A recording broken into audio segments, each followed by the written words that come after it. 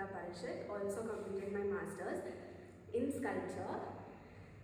So for me, when I was in foundation, I had an interview where they asked, why do you want to sculpt rather than painting, applied art, or graphics, etc. But for me, it's always about the material. So I like the feel of material. So even when I'm painting, I just don't sculpt, I also paint. So even when I'm painting, it's like I use more of my hands rather than paint brushes because I like how the feel of the material is. So till now I've worked with clay, terracotta, fiber, POP, and this is the first time I've worked in MC. So I just wanted to explore that medium. So my works are basically based on how one person sees the life. So for me, life is all about balance, life is all about hurdles, and life is all about how you make it colorful. So I would rather choose life to be colorful rather than black and white. No offense, black is my favorite color, but still, it's good that we make our life beautiful.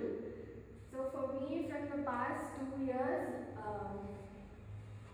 I actually stopped working due to some issues.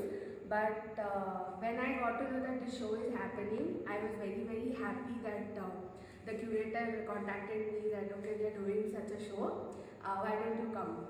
So I was really happy, and thanks to the gallery that they gave us such a good opportunity.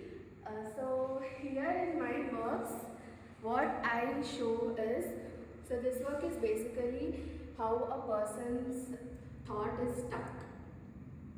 So that's, and I go more of like contemporary art. I'm not a fan of anatomy or something like that. So that is my personal, that's what how I am inspired of.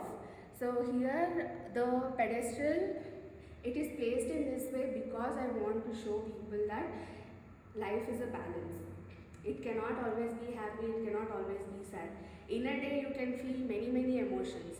So I don't do my works thinking, okay, this I need to do. It's my everyday process. So however my mood is, that's when I sculpt. So that's what I want to show here. And the beads. So why I like all these tiny things is because one tiny thing can break your heart and one tiny thing can, put your heart together. So that's what my idea is, and I want the viewers also to see this and try to make their life colorful.